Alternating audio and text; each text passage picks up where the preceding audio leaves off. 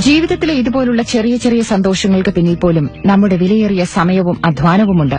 ഒരു നാൾ യാതൊരു അർഹതയുമില്ലാത്ത ചിലർ അതിന്റെ പങ്ക് കട്ടെടുക്കാൻ ശ്രമിച്ചാൽ ഇന്ന് രാവിലെ എനിക്കൊരു കോൾ വന്നു. ഹലോ, അളകനന്ദ മാഡം അല്ലേ? അതെ മാഡം, ഞാൻ അശോക്, സ്റ്റേറ്റ് ബാങ്ക് ഓഫ് ട്രയംബൂരിൽ നിന്ന് വിളിക്കുകയാണ്. Okay. Madam, SBT SBI merge ചെയ്യുന്നത് അറിഞ്ഞാണല്ലോ.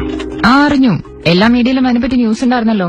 ഓക്കെ, അപ്പൊ അതിന്റെ ഭാഗമായി മാഡത്തിന് പുതിയ ഡെബിറ്റ് കാർഡ് ഇഷ്യൂ ചെയ്തിരിക്കുകയാണ്. സോ അത് കിട്ടുന്നതിന് വേണ്ടി മാഡത്തിന്റെ ഇപ്പോഴത്തെ കാർഡ് നമ്പർ ഒന്ന് പറയാമോ?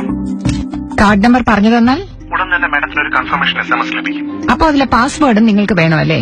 മിസ്റ്റർ, ഇത്തരം തട്ടിപ്പുകളെ പറ്റി ഇന്നും കൂടി ഞാൻ റിപ്പോർട്ട് ചെയ്തതേ ഉള്ളൂ. എന്നോട് തന്നെ വേണോ?